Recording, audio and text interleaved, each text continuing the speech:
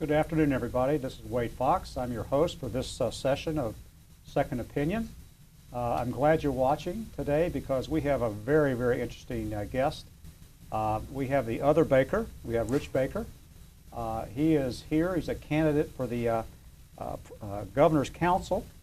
And I had to look at my notes because I'm so used to having a legislative person here that part of this thing is not only listen about how great a candidate he is, but he's going to explain exactly what the Governor's Council is. So, Rich, welcome aboard.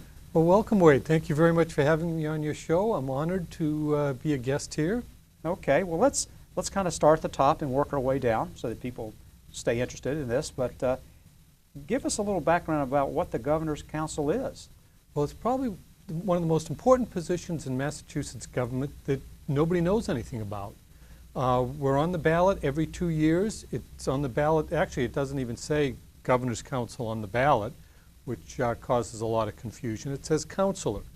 So you've got the U.S. Senate, which we don't have anyone running this time, a congressman, and below that it's going to be counselor. That's the candidate for the Governor's Council. Now, the Governor's Council, its primary job is to approve the judges that the governor appoints. Massachusetts does not elect judges. Most states in the country do. Massachusetts, we elect governor's counselors to represent us in the selection of judges. So Governor Baker will appoint a judge. It goes to the Governor's Council. We hold hearings, and at the end of the hearings, we give them an up or down vote. So that's the primary job of the Governor's Council. There's a lot of other jobs that the Governor's Council does as well. We approve notary public and justice of the peace. Parole board members, labor board members, other administrative judges that you'd have within the administration. We also approve all of the spending for the state. The legislature sets a budget, but before a check gets cut, it's approved by the Governor's Council. Okay, I didn't know that. That's going to be an interesting thing we'll follow up on.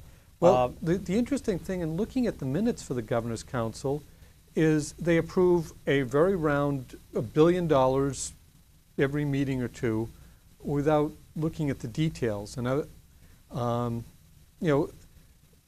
you're on the school board or selectman, the warrants are all approved, and there's usually a stack of paper this high that has the backup for every check that's being issued.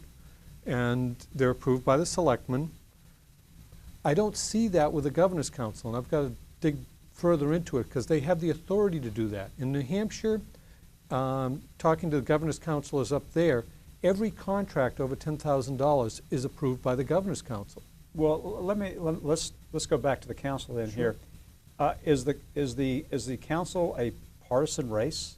Yes, it is. Okay, so you're either a Republican or a Democrat running as a Governor Council candidate, I guess, right? That's correct. And how many are on the council? There are 8 members of the Governor's Council. They're all regionally selected. So I'm running in the 5th Governor's Council district, which comprises 5 state senatorial districts.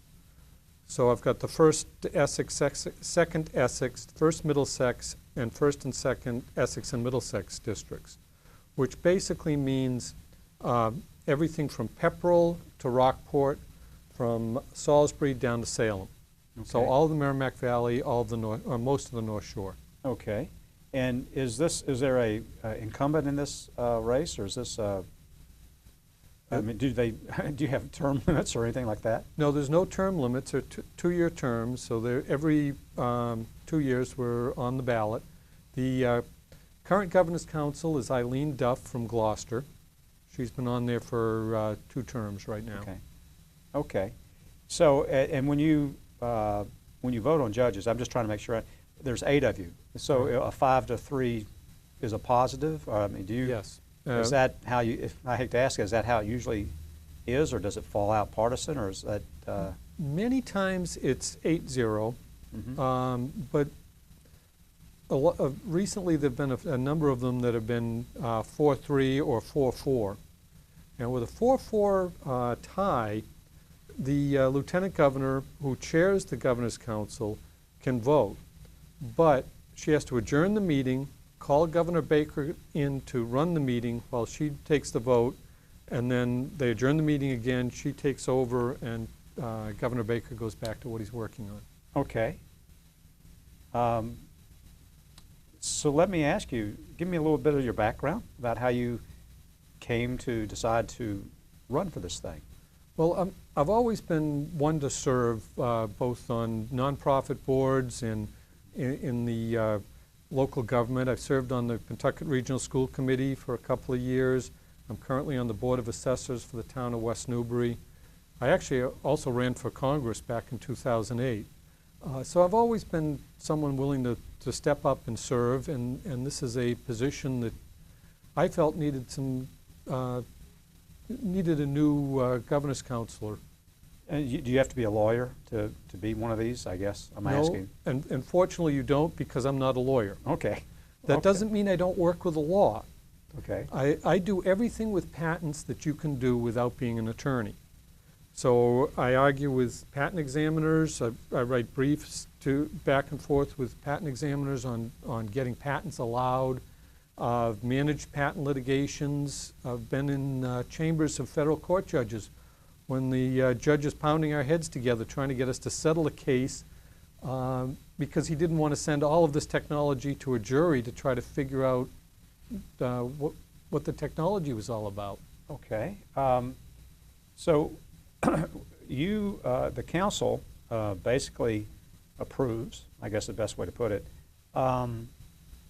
several levels of judges. Is that? I mean, that's correct.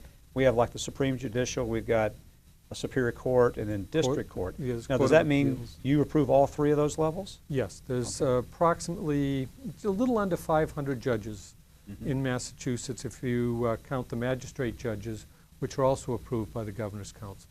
Okay. And you know, this is one of those things that I'm sure most of us don't follow, but how often do you see judges turn over? I mean, how often, is this well, we maybe have 3 this year and 50 next year, or is there a kind of a normal request for new judges? Well, judges are in mandatory retirement at age 70 in Massachusetts. And my rough estimate is about 50 a year turnover. So there's about 1 a week coming up. Some weeks there's more, some weeks there's fewer. In this particular several-year period, the Supreme Judicial Court in Massachusetts has a very large turnover. There's 7 members of the Supreme Judicial Court. 3 of them retired this summer and were just replaced. And there's another 2 that will be replaced during my term as first term as Governor's Counsel. Okay. And besides the judges, which I think we all understand that, you know, how the governor is asking, you're approving, and going forth with it.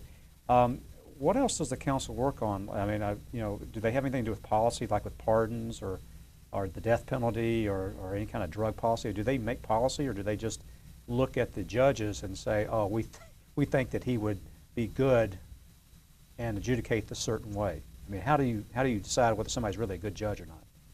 Well, there's 2 questions there. Yeah. Let me start with your first one, which is policy. We do not set policy. That's the job of the legislature with approval or veto by the governor.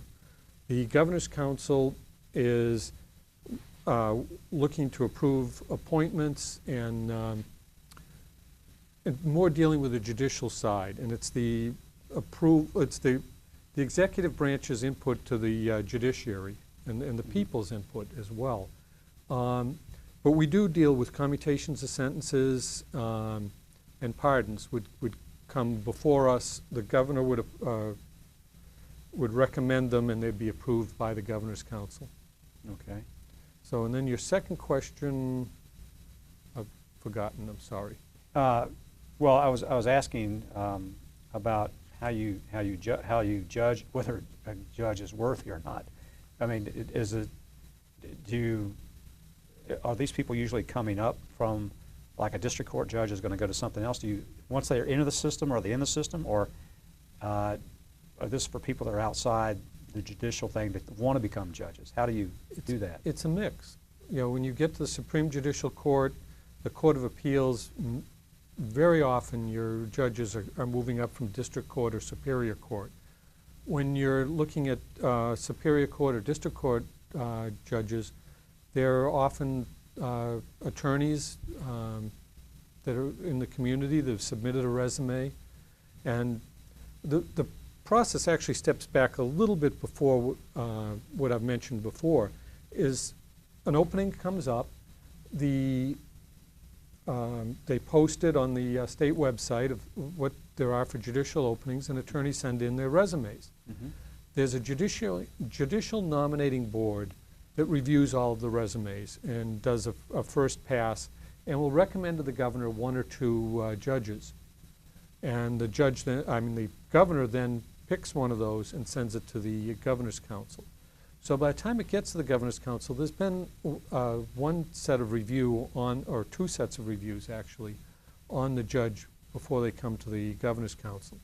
Now the governor's council, if the job's done properly, will investigate these judges. They will, look through Facebook and, if they're already a judge, their opinions, do a background check on them. Mm-hmm. And then you have a hearing where you ask them questions, and they'll also bring in people to give them references and recommendations. So you try to have some questions ready that will help you delineate who is applying for a judgeship because they want to serve the community versus who's doing it for personal gain. Well, so after all of this process, it gets here to the council. What happens if you say, you vote 8-0 and said, no, he's not worthy? What does the governor do then? He's got to go find someone else for that open position. So yours is the definitive word. Ours is the definitive word. There is no appeal on that. Okay. And if it's 4-4, what is it? I'm beginning to sound like the Supreme Court, but okay, if you get to 4-4, what happens? Well, then you have the lieutenant governor break the tie, or if say one counselor is missing and it's a 4-3 or 3-4 against someone, that's it. Okay. Has Governor Baker had problems with some appointees, or is he about par for the course? Every governor has a few, or has anybody really not had a problem? Generally, they go through. Governor Baker has not had any of his turned down yet, but there were a couple that was very close. And as a result, the governor has quite a bit of interest in who's on the governor's council, and he has endorsed my campaign because my opponent is one of the councilors that has given his nominees trouble. Okay. So the governor would like to see another Baker, obviously. Yes. I'm interested, I want to follow back about, as I'm learning about this, about you guys signing off on the checks. If you decide not to sign off the checks, what happens? Like in any town or any government body in Massachusetts, if the warrant isn't approved, the checks in theory shouldn't go out. Mm-hmm. Generally, what would happen, and I know from town government, is you may end up with one or two checks that would be held, and the rest of the warrant goes through, because you have to make payroll. There's vendors that need to be paid. You generally don't want to stop everything. Okay. But there's a lot of power in that, but it's not, from everything I can see, it's not been used by the governor's council. Well, I'm sure when you prepare to run for this, you understand the history of it. And part of the thing I think we really like to do is not only bring on the candidates, but to educate people as to what these things are. And this is why this is so fascinating to me, because it's nothing really most people have heard about. Has the Governor's Council always been with us since we became a Commonwealth? And has it changed over the years? And does it need to change going forward? The Governor's Council has been around longer than the Commonwealth of Massachusetts has. The King of England set the Governor's Council up in 1690. So it predates Massachusetts by almost 100 years. Okay. And in fact, when I write that I'm running for governor's counselor, it's spelled in the way they spelled it back in the early 1700s with 2 L's. And I've had many editors kick back and say, he doesn't even know how to spell his position. Well, Mass General Law spells it with 2 L's, and that's why it's 2 L's, and that's why we use that in all of our campaign literature. But the role has definitely changed over the years. Mm-hmm. And you see this in Massachusetts politics, even with the power of the governor can move up and down depending on who the governor is and who controls the legislature. But it's been reasonably stable for the last 20, 50 years or so. If I can, what's the makeup Republican, Democrat in the council now? Right now there's 1 Republican and 7 Democrats. Okay. So it would be good to get another Republican on there to balance it out. Absolutely. Okay. In the process, you usually have state reps or the more political positions, talking about their past, their opponent's past, whether it's true or not. They'll talk about it and compare themselves to it. And I will do this, I will do that. In your campaign and running against the incumbent, how do y'all distinguish between why you should vote for me versus why you shouldn't vote for your opponent? I mean, given the fact that you're very focused on what you're going to do. Well, the biggest issue is the philosophy for how you choose judges. I look to choose a judge who will follow the rule of law, follow the text of the law as it's written, and let the legislature determine policy. My opponent is more has litmus tests for the judges, and in fact, she just this week was arguing against one of the judges because they were Roman Catholic and saying that that was going to create a bias in the judge. So basically, she's got a litmus test of issues, Mm-hmm. and if the judge follows that, then she agrees with it. Whereas I'm looking at it, like Judge Galea would, strictly constructionalist. How is the text of the law? And that also brings you to the other big distinction between my campaign and my candidacy and hers, is that she's a realtor in Beverly. She doesn't deal with the law. She doesn't deal with the courts. Whereas that's something I do day in and day out. This morning I was working on an office action from a patent examiner and looking at the claims, which would be similar to the law, the way the law is written, and what the patent should cover, and trying to look at the history. And it's that type of deep analysis of the law and the facts that you look for in a judge. That's something I deal with day in and day out, which a realtor doesn't. Do you see the council becoming? Do you see the council becoming more important in the future as we? I'm going to say we become more litigious about stuff, but where the quality of like picking the Supreme Court justice has stopped because everybody says, well, we want to wait till the next president to pick it because they can see how it's going to affect the Supreme Court. After you drop down to that, you have the federal courts and so forth, and everybody kind of understands that. We're now talking about state courts, and my question is the way we do this now compared to, say, the other states making sense?